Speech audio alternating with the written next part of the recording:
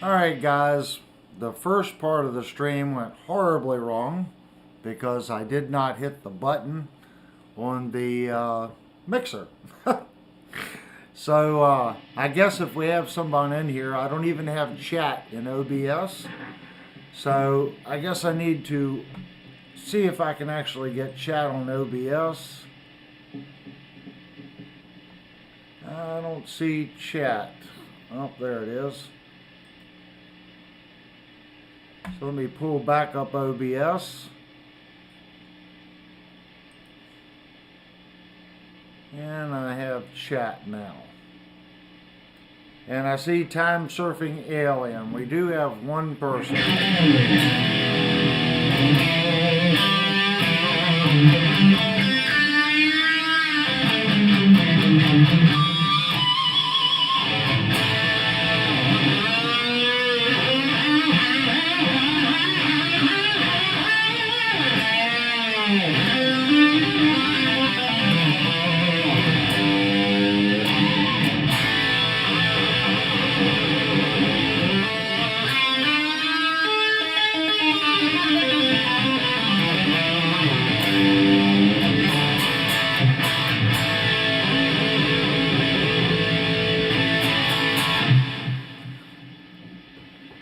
I like the polka dots. This guitar is obnoxious, but it's cool, and it plays phenomenal. Now, you just heard that tone, and this is just a test tonight. That was with the SE microphone left on, and I actually have my SM57 next to my cabinet. So I'm actually going to turn this mic off. That's going to remove the ambient noise from the room.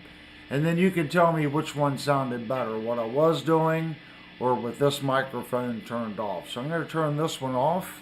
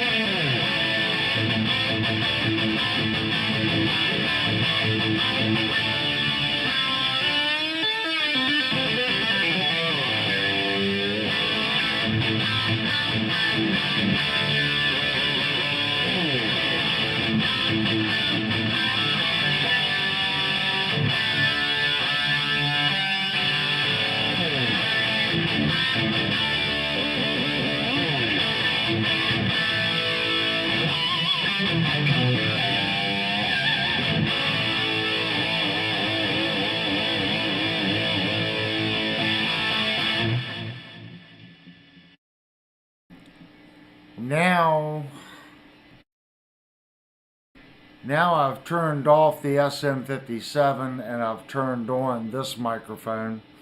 So essentially what I'm trying to do, set my guitar down, I'm trying to get the stream to be a little bit better for Saturday nights.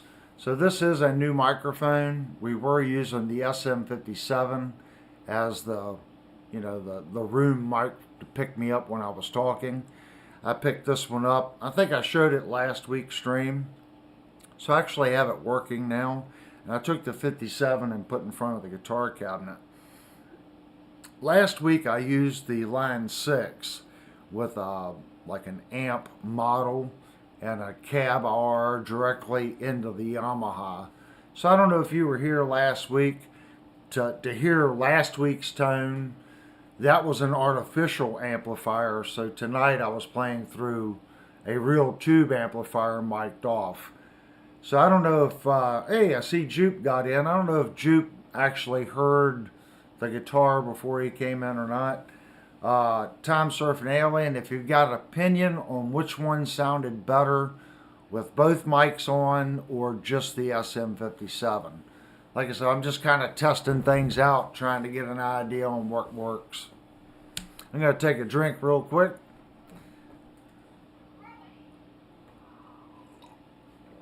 Oh yeah, the dog, he's used to it. He likes grooving to the rock, and he's kind of gotten used to the amplifier in the room. Like I said, this week I can hear the amp. So I do not need to use my headphones. The volume's not really loud. Let me see what the decibel read. You guys can't see the decibel meter. It's actually not on. That's unusual. Let me plug in the decibel meter real quick.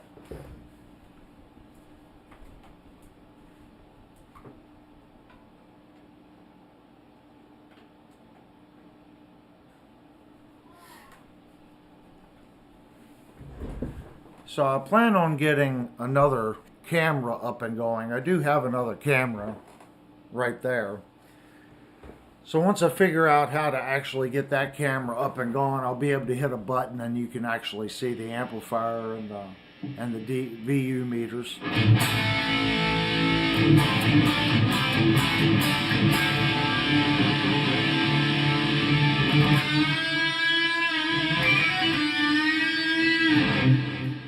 And I forgot to actually hit the microphone by the cabinet, so this is learning.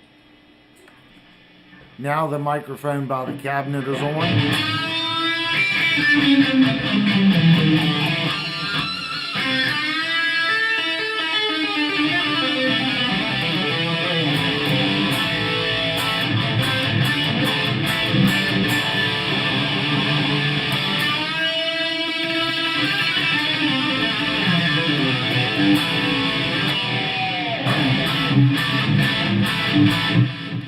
Now room, it's telling me it's about 82 to 83 decibels.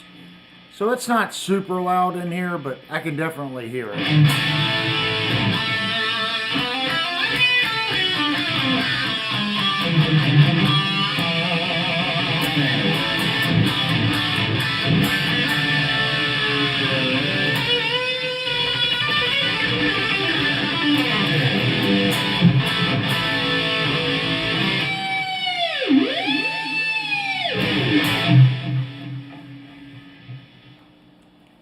So that's the new sound. If you guys were here last week, we were doing just an amp model. I actually, to my ears, I feel that better. It's a tube amp going into a tube power amp, real processing. It has 4 12-inch drivers. I'm running greenbacks.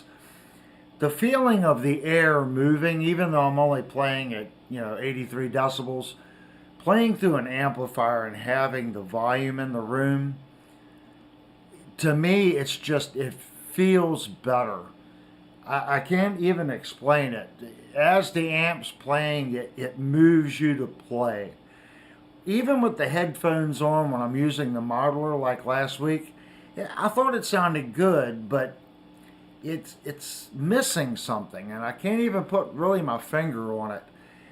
There's just something to be said about that amplifier in the room, Maybe someone has an opinion on that has a real amp versus a modeler. Do you get that feeling? Is it something you're missing when you put the headphones on with your with your modeler versus your real amplifier? I don't know. That's just kind of what I'm picking up on. Now get caught up on the chat here. Zeke says his dog does the same thing. I'm going to turn off the guitar cabinet's microphone. So hopefully when I do that, the room noise probably goes away a little bit. Because I'm actually not turning the amp off. I'm just turning that particular mic off. And I need your all's opinion. Does this microphone sound better than the microphone that we were using last week? I'm going to scoot up a little bit. Now, according to my VU meters here, I'm hitting about -15 to -10 in the yellow, so I'm not clipping. So it should be just about right as far as the gain on this mic. So what do you guys think of the new mic? This is a SE is the company, and it's an X1A. I've never heard of this brand. I just went into my local music store. I told them what I was looking for, and they recommended this mic as being a budget microphone that sounded good. So you guys tell me what you think of it. Sounds better than the 57. Well, the 57, as soon as I hooked it up and I was using the headphones, dialing in the 57 to my Applied Research Technology tube preamp, I instantly said, you know, this 57, that's what I used for years. I used just a regular 57. But I ran two because my cabinet is actually stereo. So I pointed them like this into the cones and I would get a stereo signal. I was about 6 inches away. And of course you get some bleed over. But you still got the reverb and the delay effect on stage going through the front of house or the board out to our drivers. The way I have this set up, I just have the one SM57 pointed directly in the center between the four drivers. So it's not askewed, it's just pointed straight at the empty spot, like the little void, like driver here, driver here, driver here, driver here. It's right dead center. So hopefully the guitar part sounded decent too. That, like I said, that is my tube amp. It feels better when I play it. MN, I'm going to say that's Merida or Merida, M-I-R-A. Just getting on. Question: have you ever tried the Falcon GP200?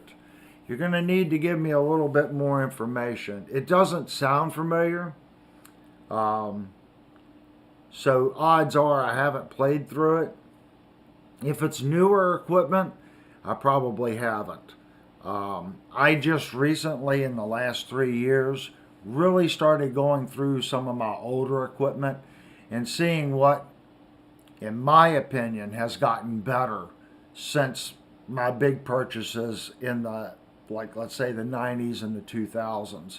And there has been some improvements. I have switched some of my equipment over to the new stuff.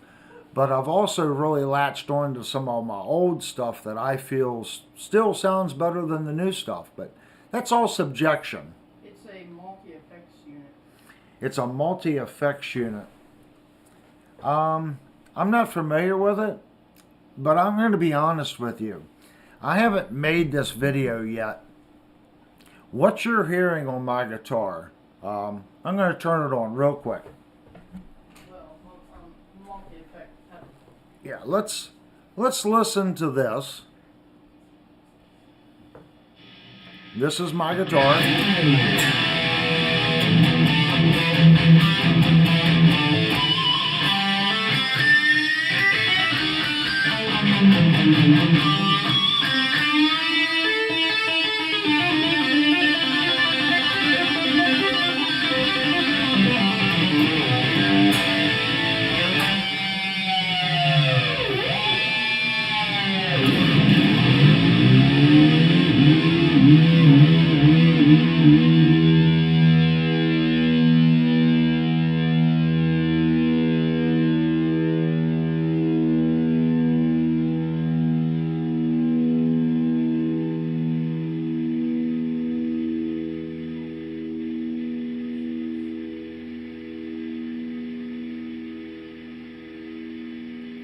My point in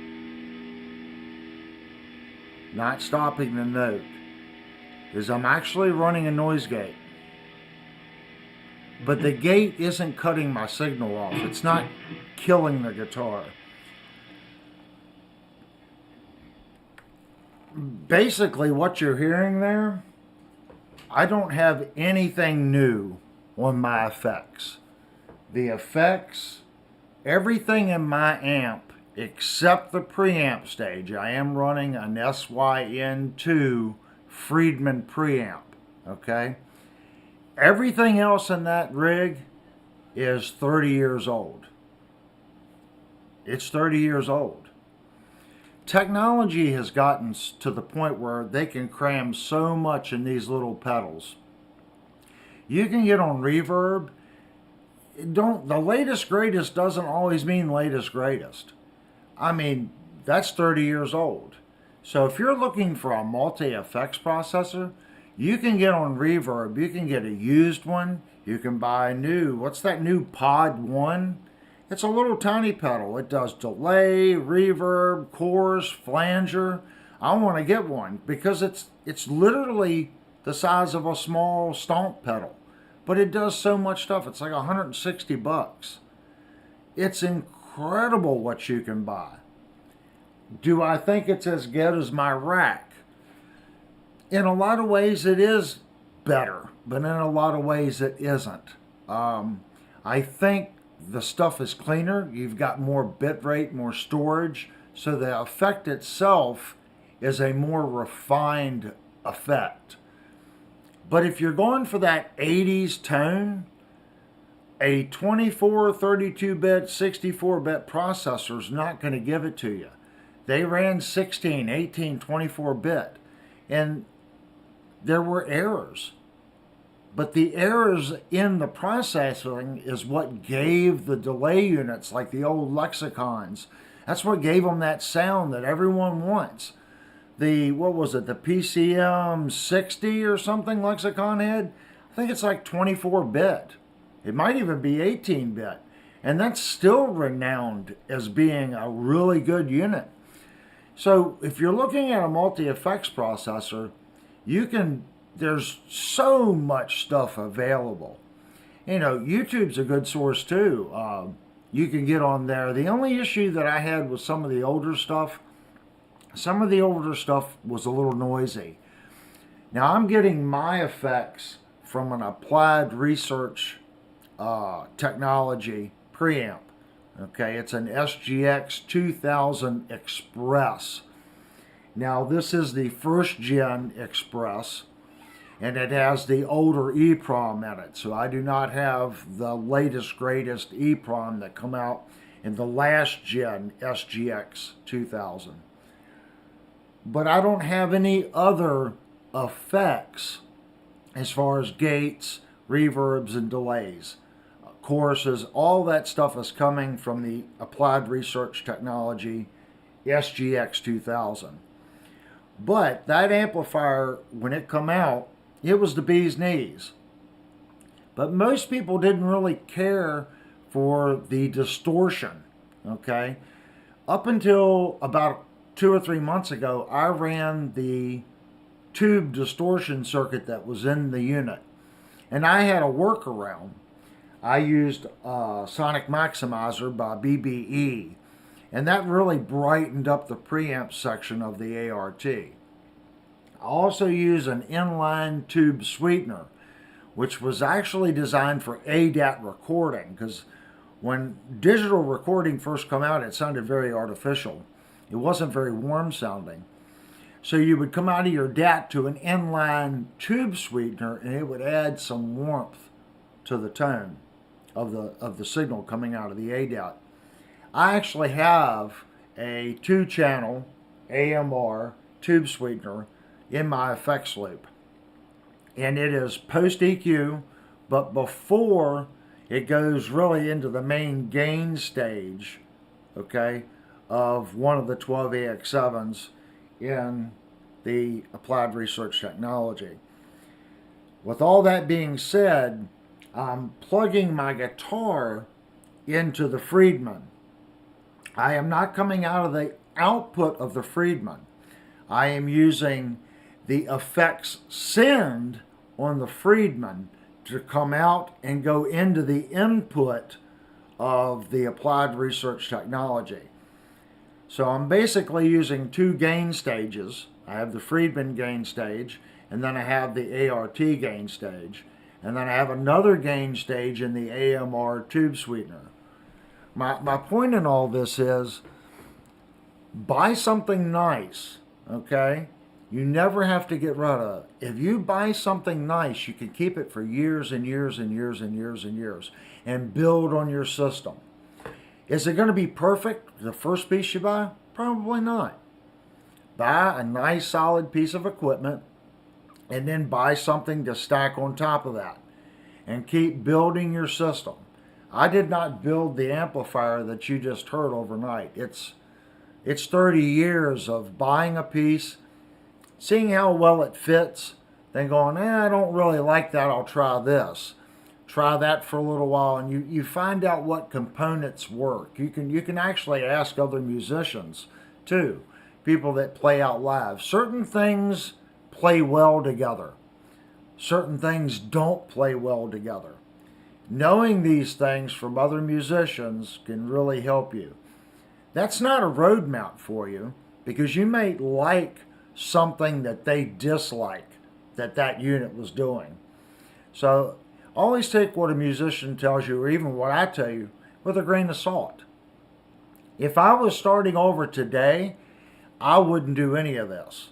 I would most likely get an Axe Effects, okay, the rack mount, and I would run it through a AMR tube sweetener, and I would go right out to a 6L6 power amp and a 4-speaker, 4 Greenback Celestions.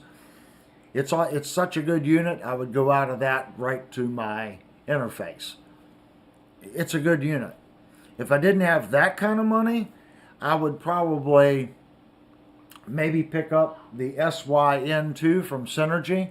You've got a lot of different modules that you can pick from depending on the sound. Now, you're not going to have any effects, but you can build on it. Maybe buy that and get on reverb, and maybe try to find a PCM 60, PCM 90, or was that MPX1 that Lexicon made, or maybe some of the Digitech units. The Digitech Studios, they made a Studio 200 and a Quad. Great processors. Drop one of those in there, and you'll probably be set. Maybe get you a reverb. Lexicon, again, really good on reverb. And build your system up. But try to get good equipment while you're buying it. That's what I did. But if you're on a budget, I'm pretty sure it's the Line 6 Pod 1. It's only been out a couple months.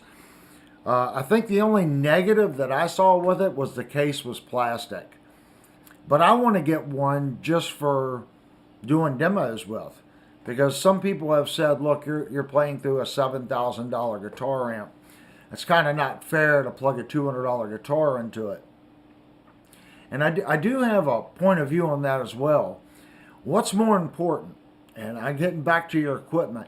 I would rather put $2,000, $3,000 in your amplifier than to put $2,000 or $3,000 in your guitar. And the reason I say that is your amplifier is a lot of your sound. I'm not saying your guitar doesn't color your tone. It does. But a lot of your tone can be shaped in your amplifier. You can take a cheaper guitar with a little EQ and some playing. You can make that guitar sound good. No one in that audience is going to know that you're playing a $300 Squier versus a $2,000 Fender Strat. They're just not going to be able to tell. Especially once you get to know your amplifier and you can turn some knobs and get that amplifier to make that guitar sound right. That's just my opinion. You guys tell me what you think. I would put the money in a nice amp and effects before I put it on a guitar. This, I review a lot of budget guitars. Some people would not call this a budget guitar. I call this a budget guitar, okay? Because in today's world of a USA-made guitar, you're $3,000 plus. Kiesel, Gibson, Fender, $5,000, $6,000. So you take a $1,000 import Kramer. Is it really an expensive guitar? It is. I mean, I work for a living too. $1,000 is a lot of money. It is. But is that guitar so much better than a $500 guitar? I have some $500 Kramers, and they play just as good as this one. The main difference is this one has the FR1000 and Seymour Duncans on it. And the cheaper Kramer probably has, well, I know it does. It has the Kramer Floyd, and it has the Kramer pickups. But I can make that guitar sound good in my amplifier. I'm way behind on the chat, guys. I'm just sitting here rapping away. So let me get caught up. My assistant hasn't stuck her head out, so it must not be overly important. Yes, it sounds fuller with the mic to the cab, but we still need that roomier stuff. All good though. Well, if I set the room up correct, okay, and I had this microphone, this is a nice room mic. That's what I was told. And granted, I paid, it's $100 microphone, guys. I didn't go out and buy a Neumann. It's not or a Neumann, depending on how you want to pronounce it. This is a $100 microphone. It's cheaper than an SM58. And that's what blew my mind. Okay, cheaper than that. An SM58 is the working man's microphone. But I told him I wasn't going to be on stage with it. So this microphone's hotter than an SM58. So probably not the ideal live microphone. But in this setting, I think it works good. I'll find out when I look at this stream and I listen to the sound quality of the stream. I got my fingers crossed that this is working well and it sounds nice. There is no post-processing on this. I do not have a limiter. There's no gate. There's no compression. There's no de-esser. There's no popper. There's no. What you're hearing is the mic to the board, to the computer, out to YouTube. It's raw, 100% raw. Let me get caught up on the chat again. Go down to the Zeke. He wants that new Rockman pedal. The new Rockman pedal. Says he had an original Rockman when he was a kid. That was amazing. Rockman. That was the guy from Boston, was it not? That had the. Was that the little. It was like a tone shaper, almost like a load thing for your amplifier, the Rockman. What was the guy? It was from the guy from Boston, was it? Was it not? He said, yep. Tom, yeah. I had one of those too, and it has I don't even know how to explain it. It's got a lot of drive, but it's not like. It almost sounds like one of the tubes are screaming, and it punches. I don't even want to say it's mid. It's got a really unique sound. Boston, their third album, the one with the little spaceship with the fire coming out of the bottom of it.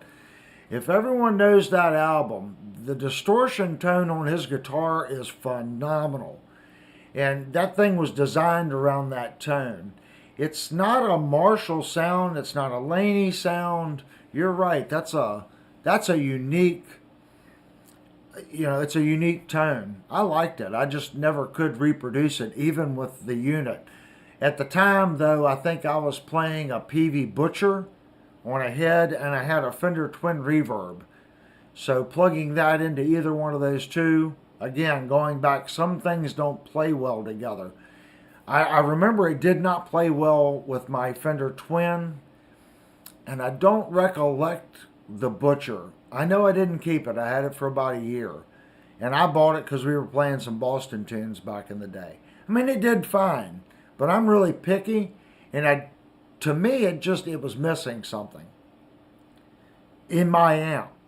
The unit works good. You listen to other people that have that unit, you can make it right. You just need to know the tricks, and I don't know the tricks behind it. Jupe says he uses a Line 6 Helix LT and he loves it. What's the difference between the Helix LT Jupe and the Line 6 HX Stomp? Is the LT, I assume it stands for light. Is it a smaller, less featured model versus the HX? I need to research all these different products. Zeke wants to know if you play out live with a band. I no longer do music professionally at all. I wouldn't even call the career that I had. I did play professionally. And that's all in the eyes of the beholder. Did I go out and play large arenas? I played a couple. Most of my experience was playing bars, let's say 450 people and under. And I did play some places that was down in the city. There used to be a place called Blackie's. Played there once or twice. That was an arena from anywhere from 100 people to probably, they could probably fit 3,000 in there. Well, maybe not 3,000, maybe 2,000 people in that place. And that was one of the bigger places I played. But if you're playing out and you're making $1 and you have a band, you're a professional. That's how I view it. You're making money. What's sad about that is technically I make a little bit of money on YouTube. So does that make me a professional YouTuber? I guess you could say yes, YouTube has sent me a check, so that makes me a YouTuber. I hate it when people go, well, you're not a real true professional. If you're out and you're playing, you're a professional. That's my opinion on it. Playing large arenas is hard. Playing small bars, believe it or not, I'd say is even harder. If you're playing an arena with 5,000 and 6,000 people showing up, odds are those people know you, they know what you're going to play, and they expect you to play X from whatever they know you from. You go to a small local bar that has 150 people in it, and you start playing, and that group of people don't like what you're playing, you better know some songs, or it's going to be a real hard night, because you may have to rip that set list up and come up with a new set list and pull songs out of your to get through that night. That, in my opinion, is much harder than going out with a huge band with all the sound guys. You just plug your guitar in. When you're playing bars, you're doing it all. You're doing the sound. You got to know the material. You got to know the people and read the audience. There's a lot to it. So I think playing smaller venues is 10 times harder than playing larger venues. And again, that's just my opinion. Pencore says, my brother had the bass man. He taught himself to play bass on that. Yeah, I'm self-taught. I mean, I took some lessons. Linnell's reading the chat to me. So being self-taught is not bad. I mean, watch when I play. Okay, when I hold the guitar, that's how I hold the pick. I'm not just doing it for looks. Watch my videos. It's self-taught.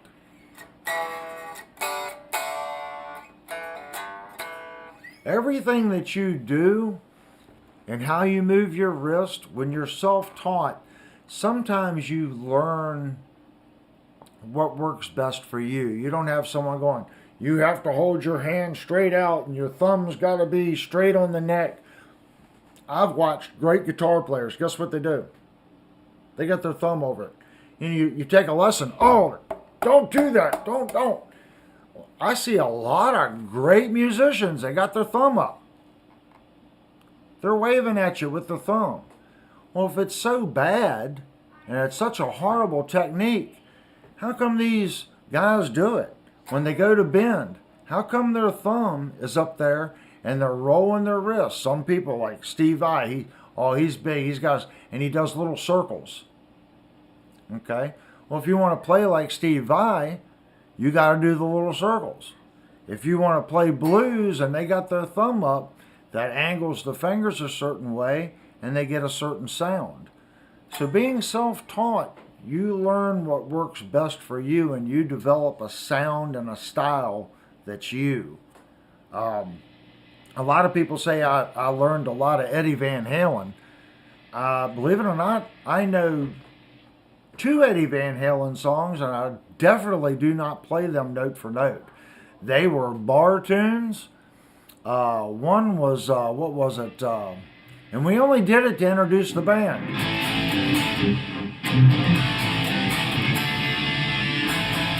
I don't even remember it anymore.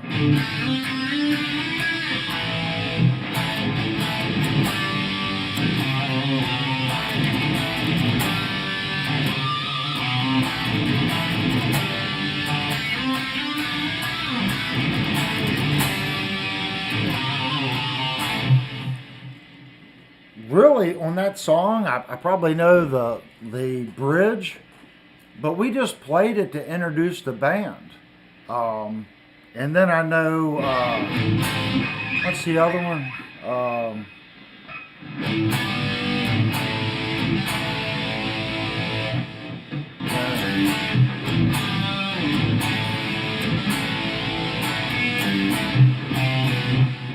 I don't remember it now.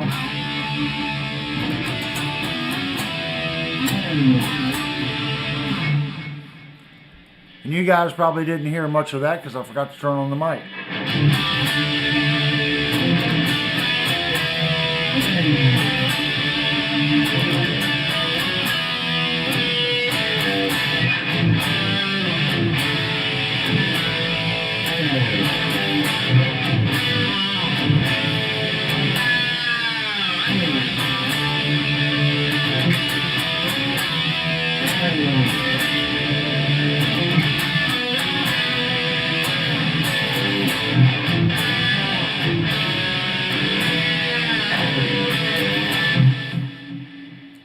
Sometimes playing other people's music, learn what you can from it, and develop that into your own style. If you play all Dawkins or all this or all that, and you really you're going to start to really sound like that person. That person's already made a career sounding like that. Look at everyone that's made it big, that's a big guitar player, that people go, oh, he was awesome.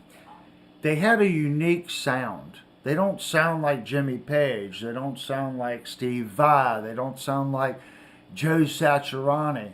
Not saying they're not similar, but these big artists, Yngwie Malmsteen, I'm missing a ton of them. Slowhand, what was the guy's name?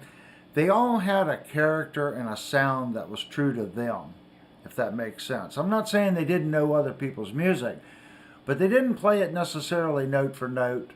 They learned and they developed a style and a tone that fit them. And I've tried to do that with guitar. I don't consider myself a great guitar player. I'm a good guitar player. I'm a solid guitar player that can learn songs, go out and play in bands like I used to. I inspire to be a great guitar player. And each day I try to get a little better and a little better and a little better. And I think that's all what we're all doing. We want to get a little better. But as we get better, look at you right now and then go back 5 years from now. You probably said, if I could only do this, I'd be happy. Well, you probably hit that milestone, and guess what? Now you want to be able to do this.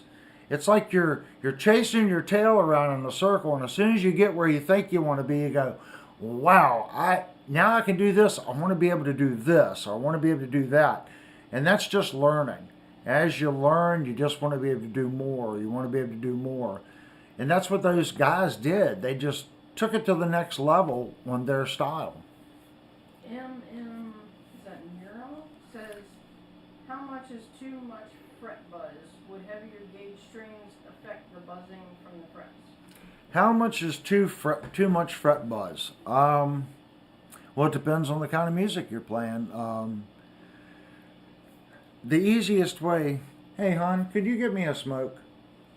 I am a smoker, and I don't change who I am during live streams. A lot of people, you shouldn't do this, shouldn't do this.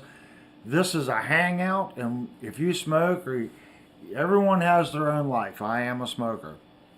How you look at fret buzz?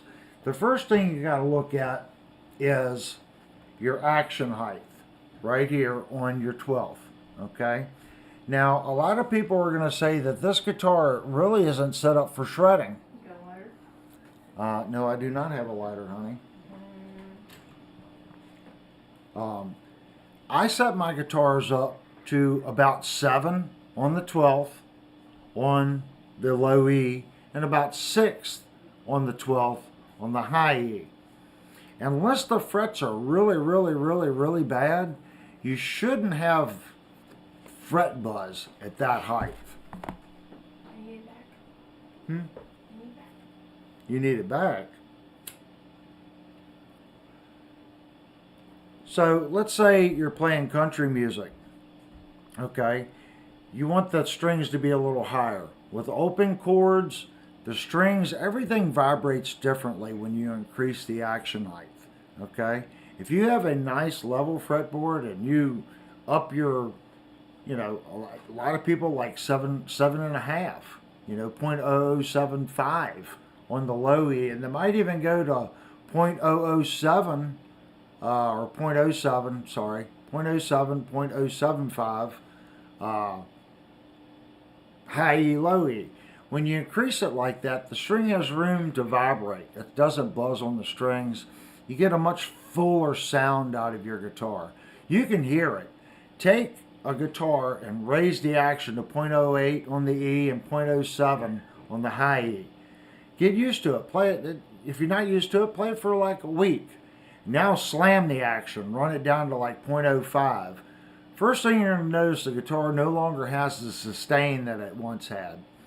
If you have a perfectly level fretboard, you may not get buzz, but you're also going to notice that the notes don't ring out. They're kind of choked. They're not as full sounding. You're going to lose some bottom end. They're going to sound more twangy. So how much is too much fret buzz? If you're using a lot of distortion, sometimes that E string bouncing on the frets can give that power amp, on your power amp stage, a little bit more grunge. Not necessarily on your preamp, okay?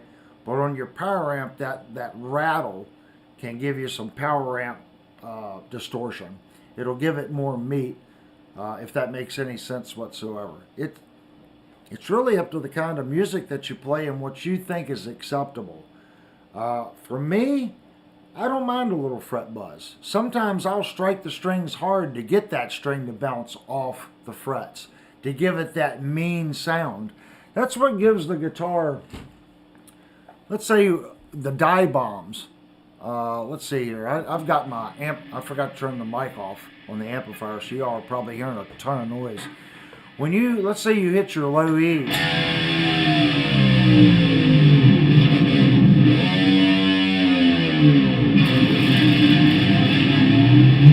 Can you hear that?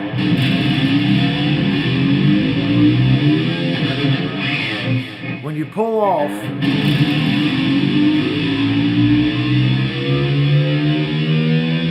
that first rattle you hear, that's the string rattling on the frets.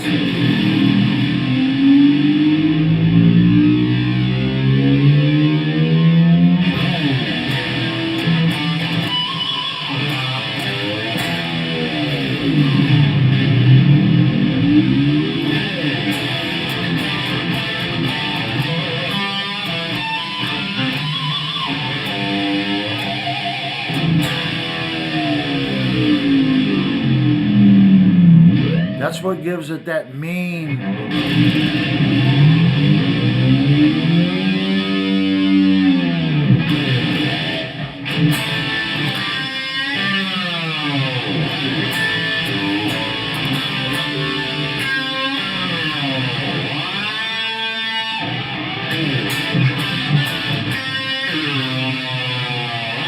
So basically what I'm doing there, I'm striking it, and I'm going to pull off that note. And I want to pull off hard. I want that string to vibrate on the fret.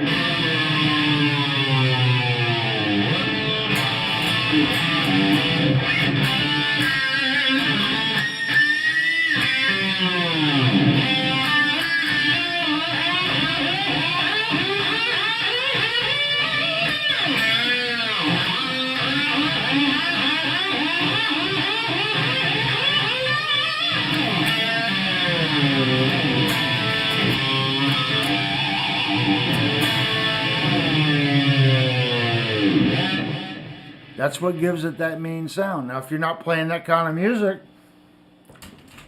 let me turn off that other mic. If you're not playing that kind of music, you probably don't want that to take place. But a little string buzz on the frets can make that guitar sound really mean. I'm not, there's other people in the chat. There's tricks. I don't know all the tricks. You watch these phenomenal guitar players, there's always a trick to what they're doing to get the guitar to sound a certain way, if that makes sense. Unless they're playing like super speed, stuff like that, little tricks like what I just showed you on making that string bounce off, That's one trick in playing hair music or metal, that the preamp section of your amp responds really well to that too. If you've got a lot of gain and you let that string bounce, it'll, I don't even know what I'm saying. It'll really make your tone jump, I guess is the best way of putting it. Hey, can I steal the thing again? It's went out. Okay. So let me get caught up on the chat. I don't know where mine went. There should be some buried on the table in there. You need to read. Juke gives you an answer to the helix stuff. So Juke, Down at the bottom. the better half says you give me. Down. Oh yeah, Jupe. Oh no, you're smoking. I get it. No. Right there, the big one. Okay, and then I see, yes, it is smaller, but has all the same functions as the Starship model without the scribble scripts and some of the other minor things, like less ports on the back of the unit, also some other functions. I find the HX stomp, for me, works, because I usually take that when I go out on trips. It's got a headphone port, plug my headphones in. I can come out of the outputs right to my Mackie, to my control room monitors. Does it sound like my tube amp? It's pretty close. Again, I think what I'm hearing difference-wise, a guitar speaker, a 12-inch guitar speaker is not a full-range speaker, okay? So depending on how you mic it, usually you go out on the cone, it gets a little deeper towards the center of the cone, you get a little brighter. All these things play a big difference, okay, in what you're hearing.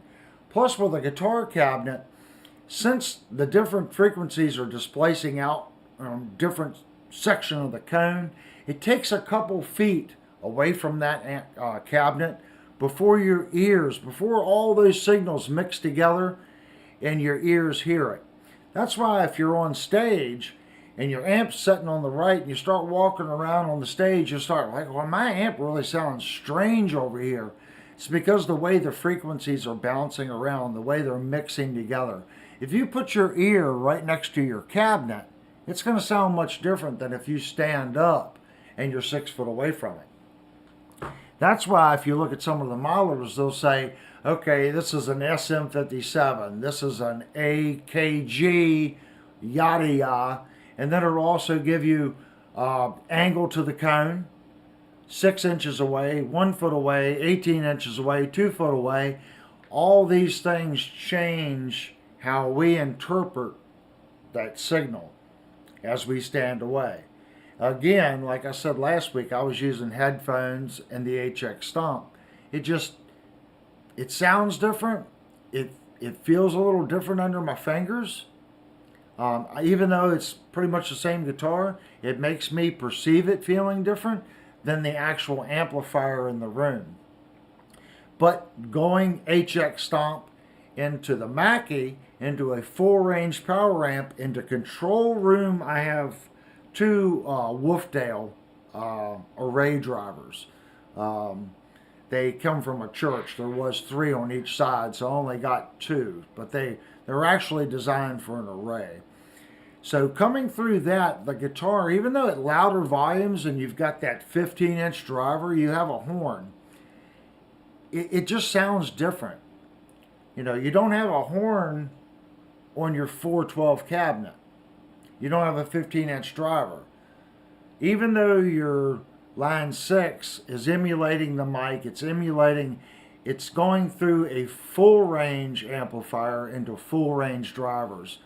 And I think that's probably what I'm interpreting as it being different.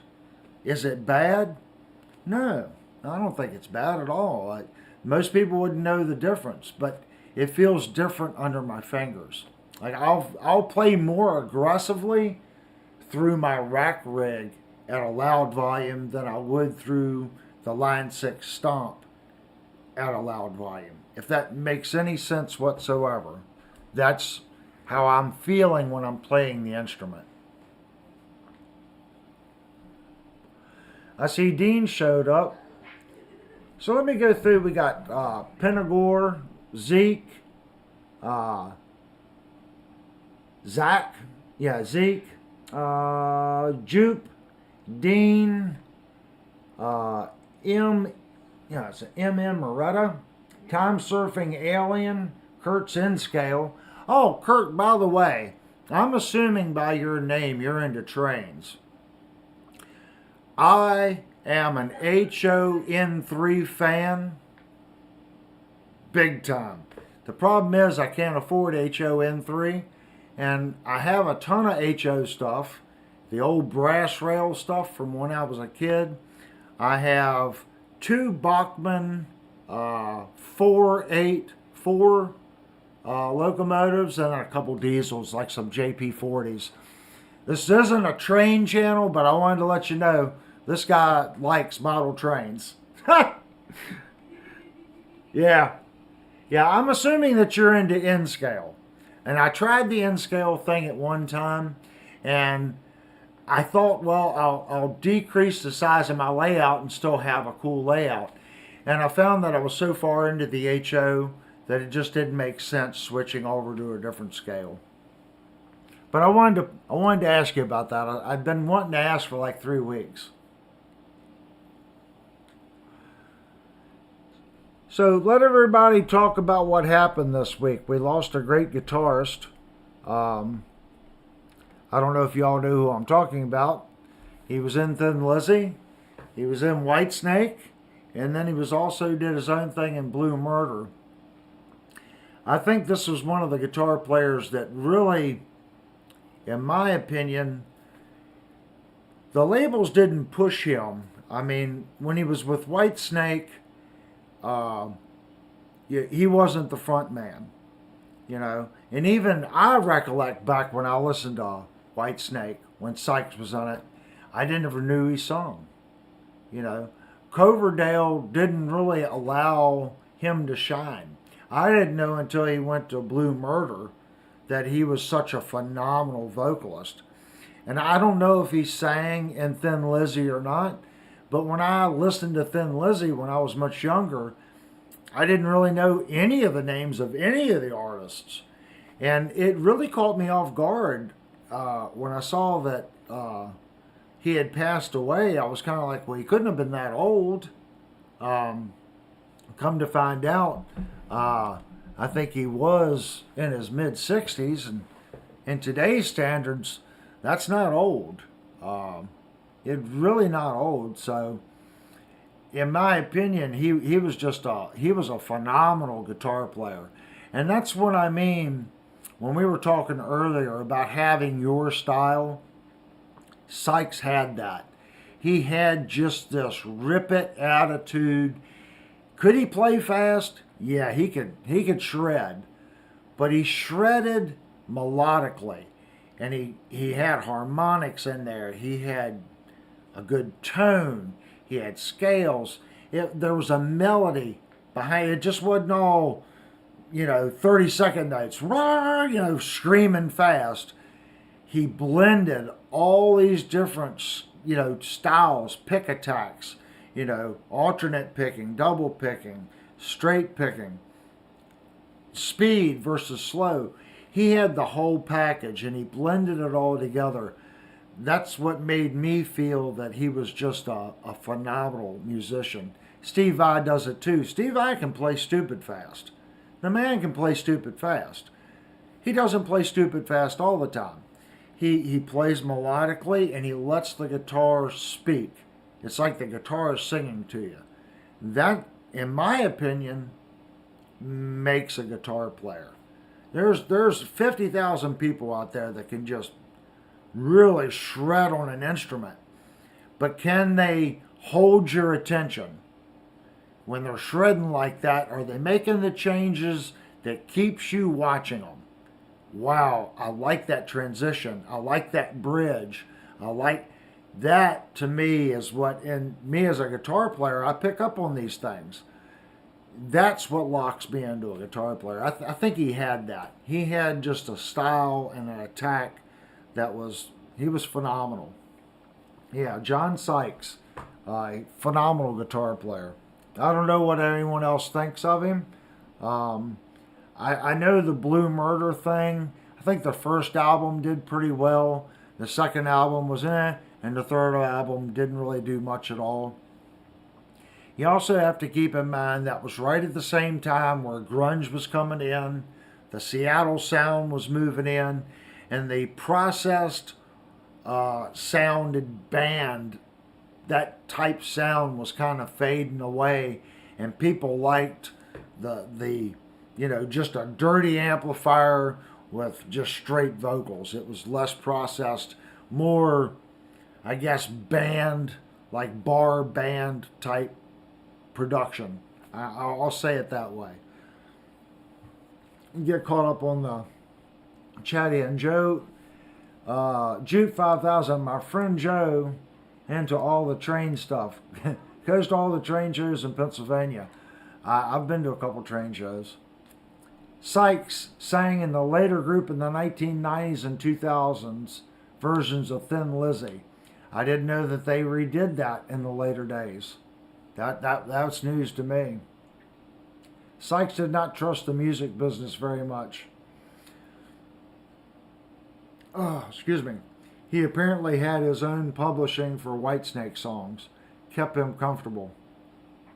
I agree with that.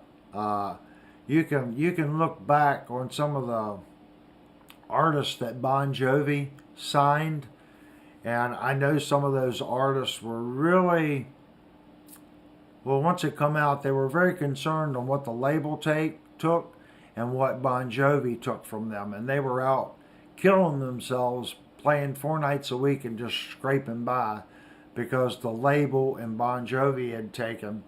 So when you pull Bon Jovi out of the mix, most of these bands always had someone that represented them, and then that person went to the label.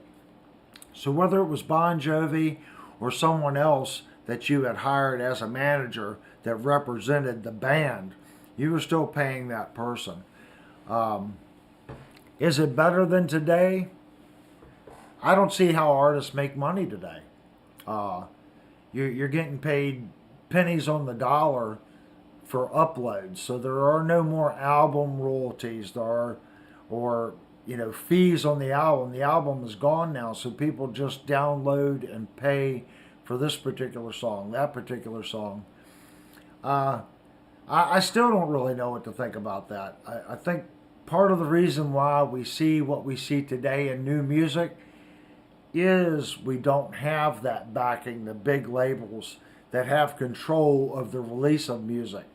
Now, as an artist, you can buy equipment like I have here, do your own album, release it on Spotify and some of these other things, and you just charge people to watch it.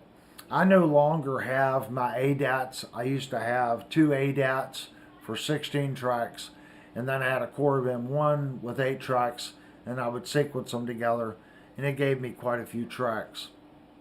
I don't have anything like that anymore. Well, I take that back. I do have a Tascam. It's an SB32 or DB32. It's under the cover here. It's a hard disc recorder, so there's no tape, no DAT, no hard. Well, I guess that one records on the little mini discs. The mini, I don't even know what you call them now. The SD cards. It's an SD card recorder. So with that, I could still master down to my DAT. I have a Tascam DA30, but I don't even think anyone masters the DAT anymore. They just leave it on the hard drive, and everything's digital. So it's not like it used to be. I'm still in the late 90s, mid 90s, 2000 era when things were converting from tape to full digital. Because tape went digital. That's what digital audio tape, ADAT, that's what all this stuff was. And then they phased out of that to hard disk, like the HD24 from, I think it was Mackie. That was coming out right when I was getting out of being a professional, making money at music. So there's about a 15-year gap there, 17-year gap that I really didn't play. And I started playing again about 3.5 years ago, and I'm still really not up to what I believe I once was. I stopped playing. I picked it up maybe once or twice a year, and I decided music was something that I really needed. I missed it, and I found myself getting moody and this and that. Music for us is almost like it's therapy. I guess that's how you look at it. I have a hard day at work. I come home, I pick up my guitar. It's therapy for me. So when I took that out of my life, I found that my life, I wasn't happy, if that makes sense. Everyone has something that makes them happy, and music makes me happy. Whether it's just recording something or playing something really bad on the guitar, it still makes me happy. So now my goal is to play, and try to get to the point where I believe I was or am as good as I once was. And there's several ways you can look at that. My hands aren't like they were 15 years ago. So when I play, I feel the dexterity problems in my hand. That's why you don't see Steve Vai playing some of the stuff that he used to play. His hands, certain things you just can and can't do, so he's adapted his new style and his new songs to that.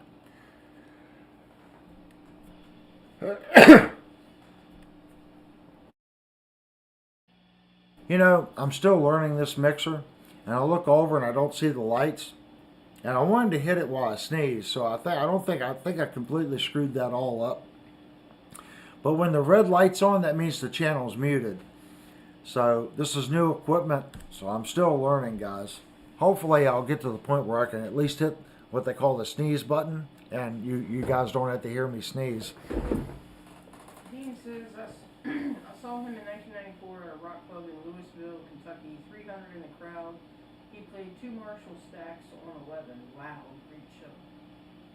2 Marshall stacks on 11. I can see that. And Pinnacle says, I have an ADAT cassette of a demo we did in the early 90s. We did it in a studio, so I can't play it now or remix it now.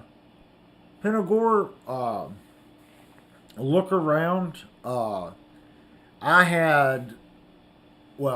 I actually had 3. The first ADAT that I bought was the blackface. I think that was a 16-bit model. It was the very first one that they come out with. And I think it was a year and a half later, I went back to Rolls Music, and they had the new silver face. Now, they did have a cheaper model. I think it was an XT. I bought the model above that. It was like $2,800 for it. And I traded in my blackface ADAT, and I got that one. And I went back and got another one. But they did have 2 versions of the silver face. The advantage to that is, if you go on Reverb, you can get one that's been gone through, just a blackface unit. You can pick them up for $250, $300. They're dirt cheap. I mean, I still have my Mackie VLZ16 that I ran my DAT through. So any 16 channel, you don't really, you should have a 16 channel, even though you have one DAT. You need a send and a return. So you're going to use the first 8 channels for send and the other 8 channels for your return. You could do it, you could make an 8 channel work, but it's better to have a 16 channel. Go out and get one. I'm thinking about getting one just for some of the old tapes that I have. But double check your tapes. Put your fingers in there and make sure they still turn. Because what ends up happening with the reel-to-reel tapes and stuff, after years and years of setting, the tape gets stuck together. And sometimes you can't salvage it. You can send it off and they can soak it and it'll release the tape.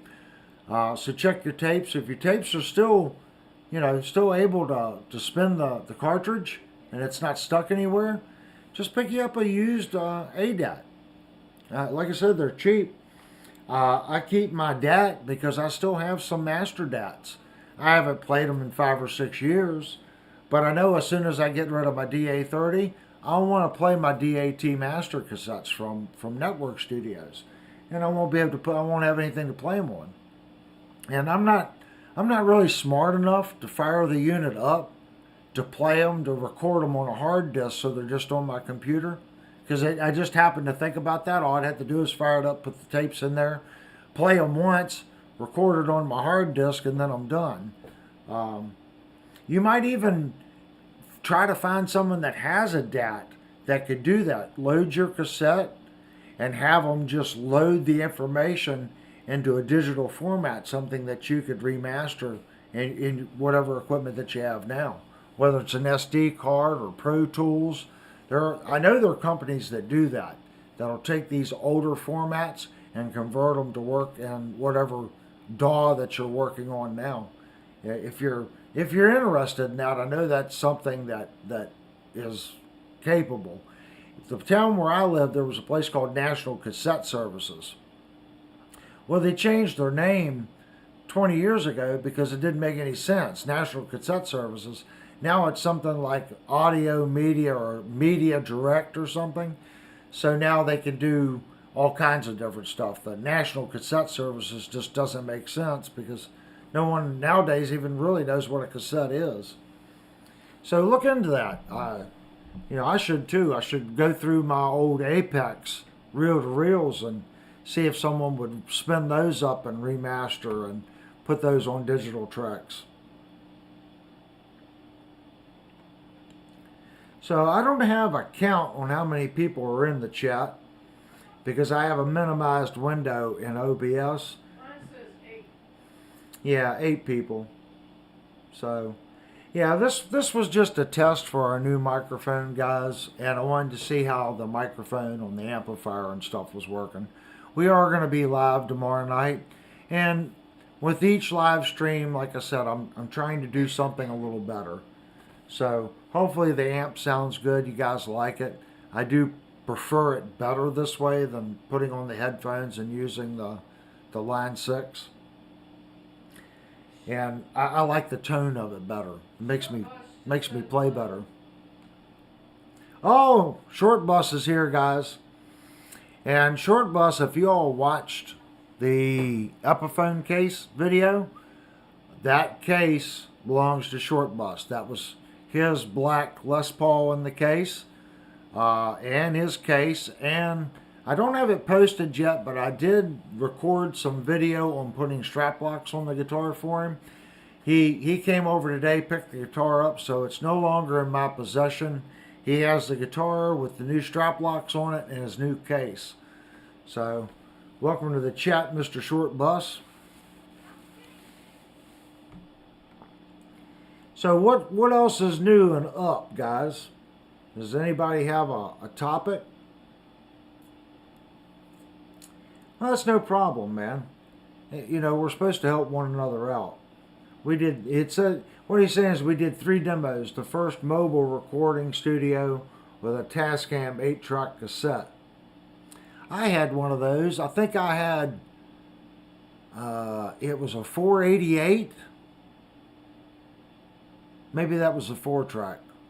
I had an 8-track one. I didn't keep it long because I thought the tape quality was so bad because it split the tape into such small. After you played it like 10 times, the quality really went out the window. And I didn't keep that one very long. I remember pretty sure it was a 488. I actually liked that machine. The very first machine I had was a Tascam Portal 1. And that tells you, 4 tracks and you ponged and you ponged and you ponged and you ponged. And by the time you were done, your first pong was never right in the mix, but you couldn't go back and fix it. Oh, you're welcome, Short Bus. Your next video should come out sometime next week. I didn't have much time to edit and work on it yet, but I plan on working on it a little bit on Sunday. It'll be another short video. And then the video after that, guys, I think I'm going to finally open up this Firefly box that's been sitting here for like 5 months. I believe it's a Super Strat. It's been so long since I ordered it, I don't even remember. So we're going to open that one up, and I'm probably going to just move that one down the line, do the review, put it up for sale, and then we'll get to some of the newer stuff that's come in, like the Jackson V, the Nashville Telly, do some other type reviews as well. Might actually do some reviews on some of the live stream equipment once I get my head wrapped around it a little better.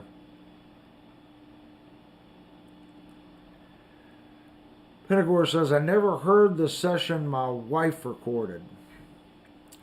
Was that on the 8-track cassette or was that on one of the ADATs? It says the ADAT and a 1-inch that his late wife engineered.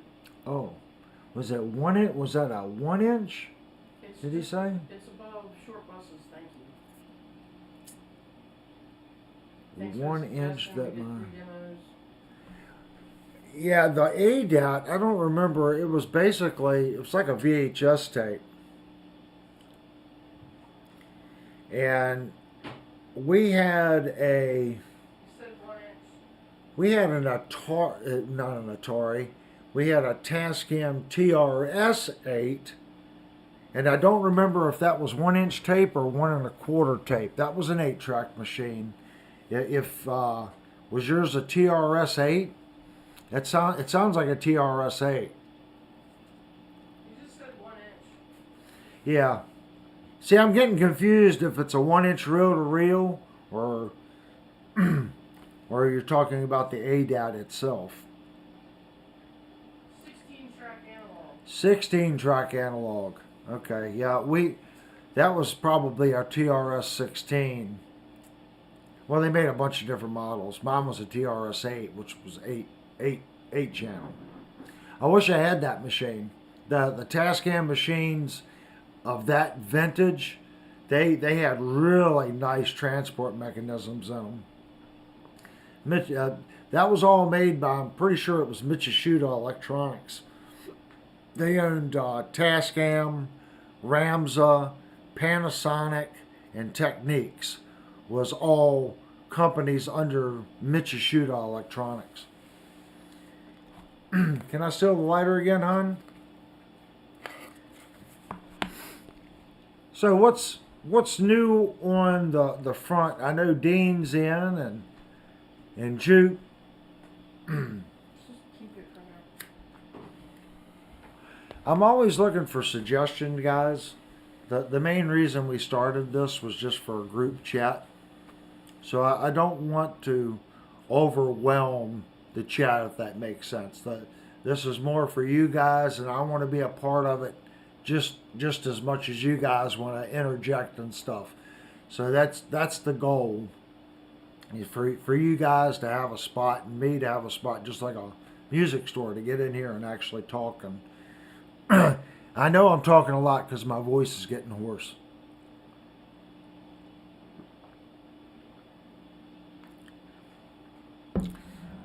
I guess we can plug on this guy a little bit. There were 3 separate sections, 8-track, DAT, and a 16-track analog. Sorry for the confusion. That's no big deal, man. We did a lot of recording with the Tascam 8-track and just one ADAT. And then when I bought the second ADAT, we only used, well, we actually never used all three together. Once I had the ADATs, the TRS went away. I think we may have tried to cram with the M1, just separating everything that we possibly could into all those tracks. And we just found that it was more of a nightmare than it was actually worth. So I ended up selling the analog. And that's after I sold it, I realized how much the analog, it was so much warmer. And that's when I ended up buying all the AMR inline tube sweeteners to warm up the sound of the ADATs. So that's where that equipment come from. I don't know if you ever used any of the analog inline tube warmers on yours or not. And again, I did not have channel 2 muted. So this is probably going to be kind of noisy when I go back and listen to the playback of this.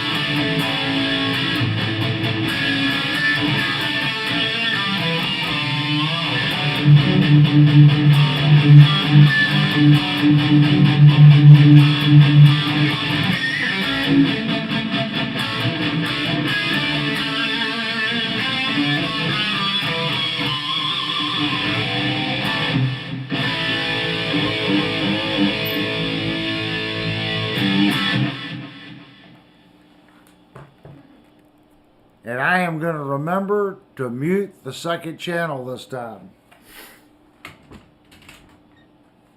It's learned behavior, so hopefully I can teach myself when I'm done, turn off number 2.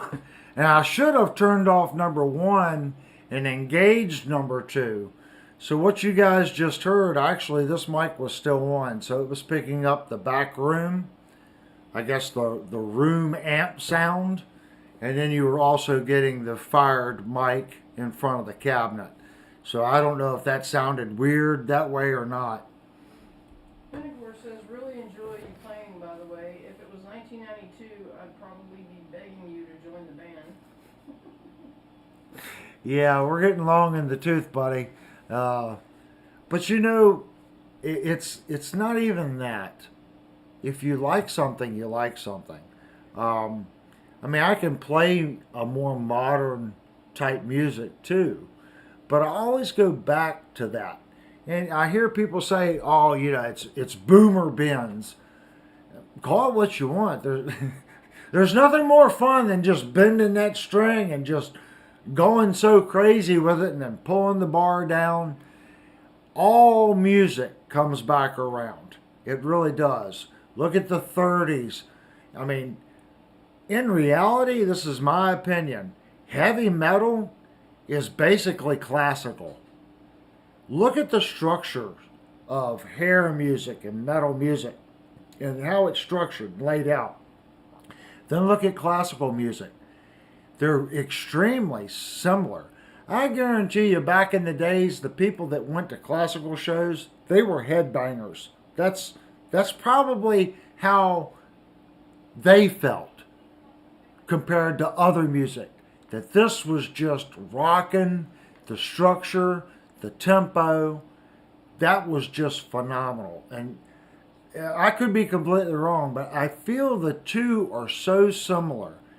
You know, do we play the same? No. But the context of the structure is very similar in classical versus rock. Especially some of this new, I don't want to say prog, but there's a lot of these newer artists coming out that have just really taken it to the next level. So I think it does come back around. They just keep adding a little bit more to it, a little bit more to it, if that makes sense.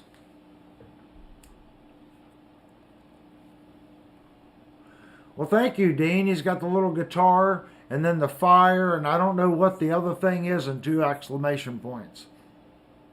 It looks like a cell phone. I don't know.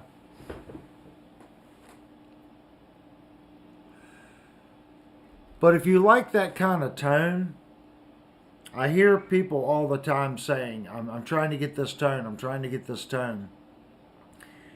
Basically everything in my rack except my Friedman BE DLX Synergy module is 30 years old. My ears, okay, that's a Friedman. So should that Friedman sound like that? It shouldn't. A Friedman does not sound like that. A Friedman BE, the DLX, that's their hair metal, I mean just cut your head off distortion preamplifier that Friedman makes. I have it set up to make it sound what I find pleasing. And that's what I mean. You can take these amplifiers and depending on how you EQ it and how you set it up, you can get a good amplifier to do what you want it to do. Will it do it better than this amplifier or that amplifier? That's up to you to make the decision. But I have two. I have the Friedman BE, and right next to it, I have a Sedano Slow. Now, I can go over and I can switch the Sedano. Do you guys want to hear the Sedano? I have a Sedano Slow, and the only thing I have to do is adjust the output of the Sedano. It shouldn't be that hard. It's all wired in together. If you guys want to hear the Sedano, I'll fire up the Sedano.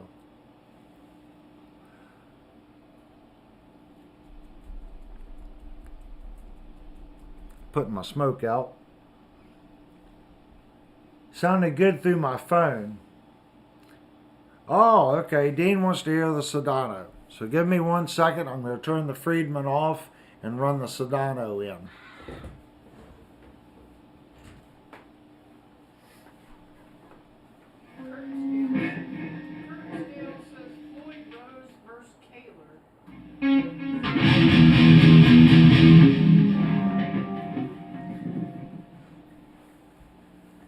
Okay, in scale, you know what button to hit, don't you? If you would have asked me that 4 years ago, and if I lose this, here's what's funny. My first live show, I lost 2 subscribers. I guess I said something they disliked. These are opinions.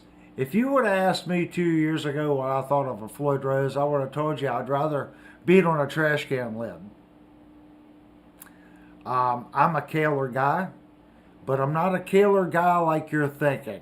I'm not a Kaler cam player. Nothing wrong with the Kaler tremolos that run the cam.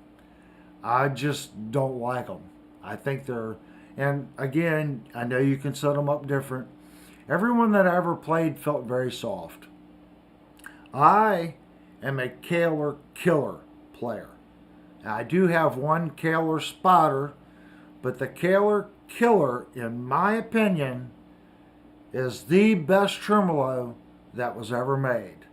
And that's why Floyd Rose sued Kaler. That's why, if it was a licensing issue, Floyd Rose would have allowed Kaler to continue to make that bridge and just put patented by Floyd Rose. But they didn't. They went to Kaler and said, no, you cannot make that bridge, but you can make this one. And it was called the Spider. Why did Floyd Rose not want the Killer to be produced? It was superior. It's a superior bridge. Type in Kaler 2700 or 2710. Most people call them the Killers. I always call them the 2700. Phenomenal bridge. The reason I like the Kaler 2700, the flat spot here on the bridge, it has a very flat deck. So when you're playing it, you have a spot. See where this right here is? When you put your hand back, you're hitting the fine tuners. Okay? So you don't have much space between that and where the saddle end comes in on for the string. So you only have that much room to move your hand back and forth from muting to open note. before you hit the fine tuners. On the Killer, that distance is 3 or 4 times greater on the Killer. So you can actually move your hand back and forth on that flat spot and be in a more comfortable position because you can roll your wrist angle into the bridge better. You did not have to cut the ball ends off. No cutting ball ends off. This is not a locking screw on the Killer. That large tumbler that you see sticking out of the back is a hollow tube that rides up and pinches into the saddle. So your string went through that tube, and that tube had a barrel around it that threaded in a lock. And the tube went forward, this is the tube, and it pushed against the saddle, and the tube was angle cut. That tube locked the string right here against the saddle. Okay? It come out of the saddle and went up to your locking nut up here. Another advantage to the 2700 that you can't do on the Floyd Rose, the screws that adjust your intonation do not allow you to move the saddle this way. You can only move the saddle this way. On the Killer 2700, the bridge plate is machined with micro grooves, and you can move those saddles around in those grooves. So your string spacing to your neck was completely adjustable on the 2700. So if you had a 60 millimeter down here, or 58 or 52, you could move your saddle spacing back and forth on your bridge. Then you could also move your saddle spacing forward on your bridge. They also, on the 2710, the block in the back had a hole grooved into it with an arm. When you pushed on the bar on the 2710 with the locking mechanism, you pushed and went like this, it turned the floating bridge into a locked base bridge. It's made it a fixed bridge. You'd push down, rotate, and it became a floating bridge that moved up and down. All this was done in 86. By late 87, or maybe it was late 88, they ceased production of the 2700. In my opinion, the best bridge ever made. But since I'm picking up the guitar again, I realized that I could not afford, when you find a 2710 for sale, they want $800 and $900 for it. Now Gary still has some parts. I spoke to Gary probably 5 years ago, and he still had parts. And I've been on their live stream, and they're not making any new parts, but he still has parts for those bridges. So if you can find one and you want to invest in one, I think they're great bridges. It's just I don't think Gary's going to make parts for them. The statute of limitations is long worn out. Gary could mass produce that tremolo again. It comes down to there's just too many parts to manufacture. Everything on that bridge was machined. There are no cast parts. Every component is a machined component. So if you have a guitar with a 2700, 2710, don't sell it. Keep it. It's a phenomenal bridge. Now, my opinion of the new Floyd Roses. I think if you get a good Floyd Rose, it's a good bridge. The cheaper bridges are just that. They're cheaper. The Floyd Rose Special and the one they make below the Floyd Rose Special, they're just cheap bridges. They're not going to hold their edge. My Kalers are 30 years old, and the knife edges still look sharp on them. That means they used very, very high quality steel, hardened steel. I know some original Floyd Roses from the 80s that are still in good shape. Are the new bridges as good? I don't know. Are Kaler's new bridges as good? He's re-released the Spider. Is the new Spider as good as the one that they released after the Killer? I don't know. It may be. It may not be. That's my rant on the Kaler. Now I'm going to check my volume here.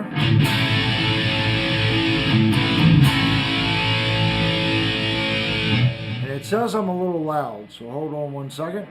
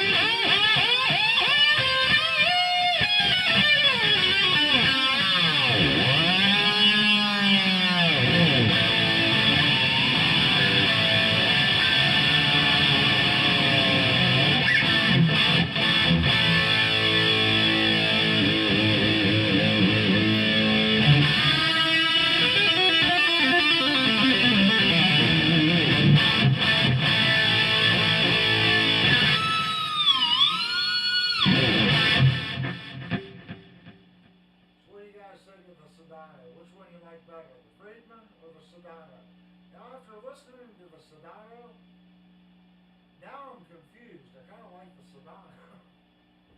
But that's why you got two modules. You want a little change of flavor, you hit the Sedano adjustment. It does sound kind of mean. What do you guys think? You like the Sedano better than the Friedman? Now they're gained up, guys. I don't have them set for, playing more like a crunchy. I think if you wanted to play some blues, like maybe some early 80s, I think the Sedano would probably be a little better. The Friedman likes to stay at a higher gain stage, where the Sedano you can detune it a little bit and get some lighter distortion, crunchy tones out of it. But it's quite mean.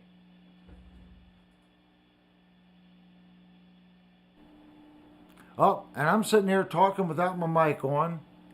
That's a good thing. Like I said, I'm still learning the saying. So I don't know how much of that you all actually heard. That was the Sedano. It is cranked up. The gain on the Sedano is cranked up. It's, looking at it, it's at about 75% on the gain on the Sedano. The Friedman that you heard earlier is set at about 55%, 60%. So I do have the gain cranked up a little bit more on the Sedano. The EQ curve, it's relatively the same. On the Sedano, I have the mids cut and the highs boosted and the low boosted. On the Friedman, I have the lows cut, highs cut, and the mids boosted. So that's a little bit of difference in the EQ setting on the two.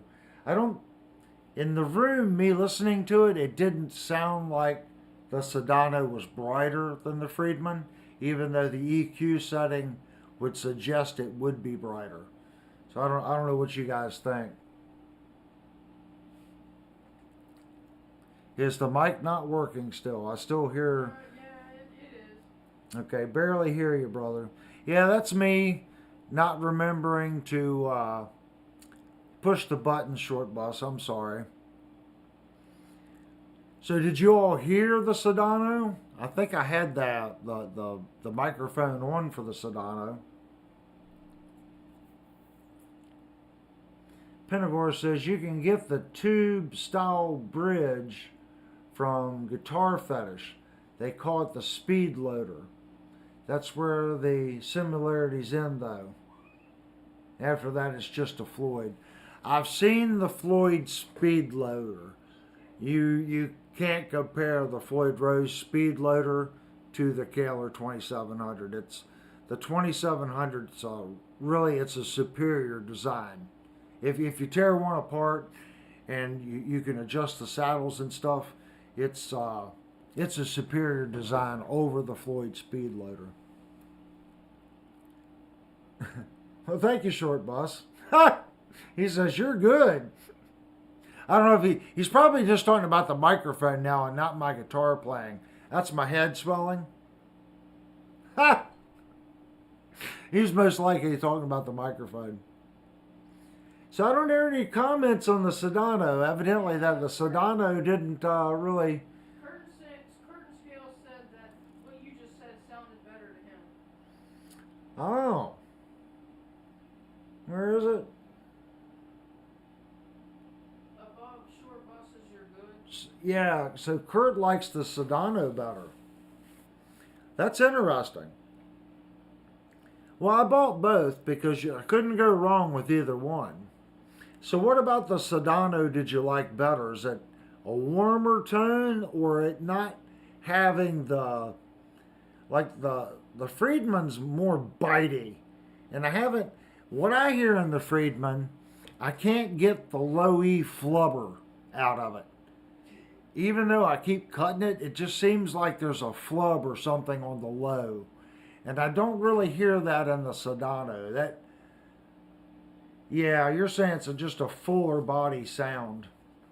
Yeah, well, there's a reason why the Sedano is a monster amp. What? Now, wait a minute. Was it you, Kurt, that had the Sedano in the closet? I think it... I'm pretty sure it would... Somebody in the chat last week or the week before had a Sedano amplifier in their closet.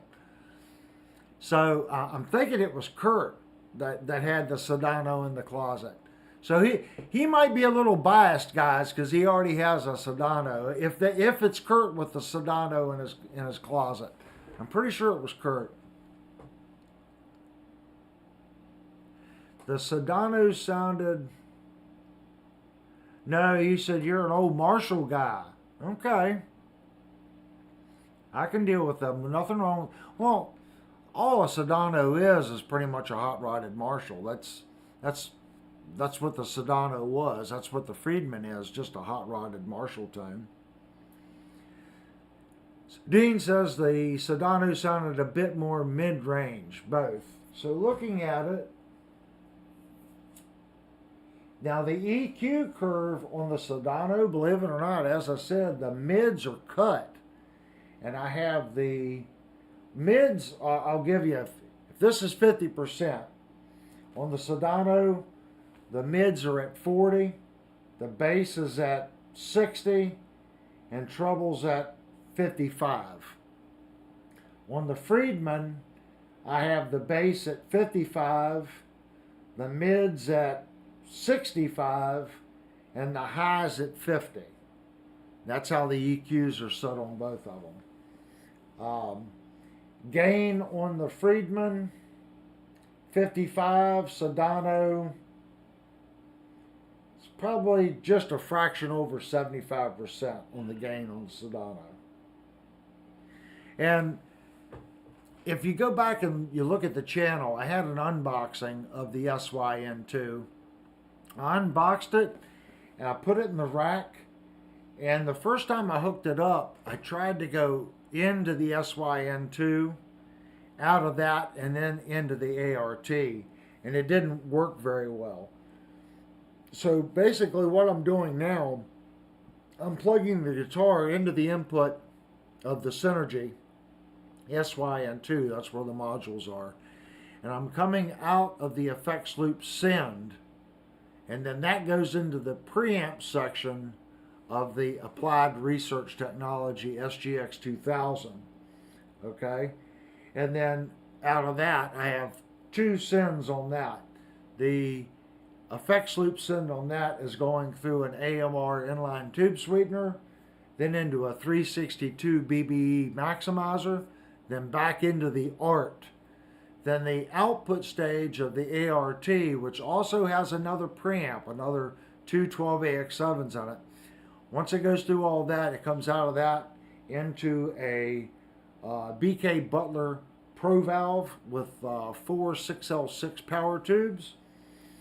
It comes out of that, and I have an old PV Butcher 412 cabinet that is loaded with four Greenback Celestion drivers.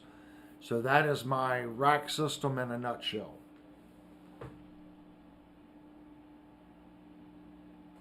He said you're listening through. Well, some of these new phones are quite impressive on what they sound like.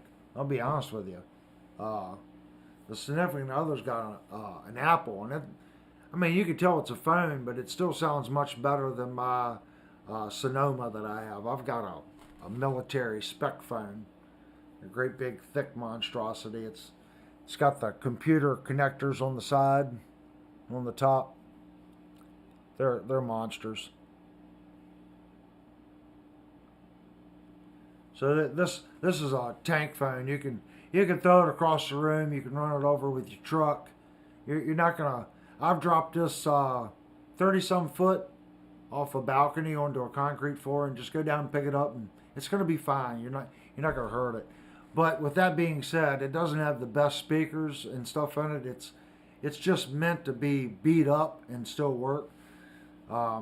Doing my line of work with all the sawdust from the CNC machines and the saws and the shop and everything else, you have to have something like this. It won't survive the dirt. Hooked up to my wireless speaker, so sound is not as full. I take this phone, and I've got it's just a cheap Bluetooth speaker at work. So in between cutting things, it doesn't sound too bad. I've got a playlist on YouTube, and it doesn't sound horrible through that Bluetooth speaker at work.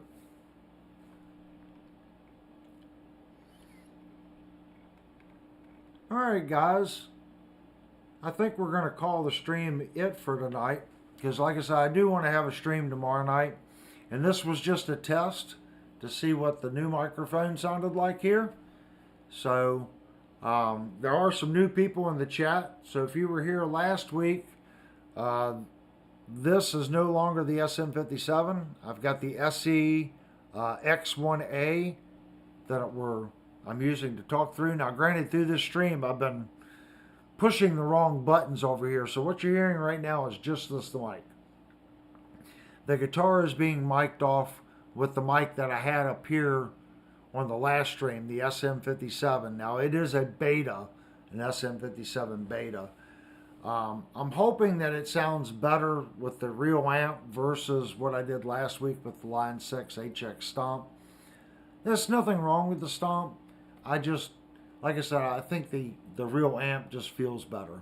It makes me play different. It just feels better. And I'm going back through the chat, making sure I didn't miss anything. It looks good. That's no problem, Dean. Like I said, we're going to do test streams on Friday. Just testing out new equipment. I made a promise to try to make things a little better each week. And the only way to do that is to kind of do a test stream. And then tomorrow night, we're going to get on. It'll be 8 o'clock tomorrow night. We'll get on and do the full stream. And everyone get their topics ready on what they want to discuss for tomorrow night. And we'll discuss it. On the way out, guys, if you would, hit the like button.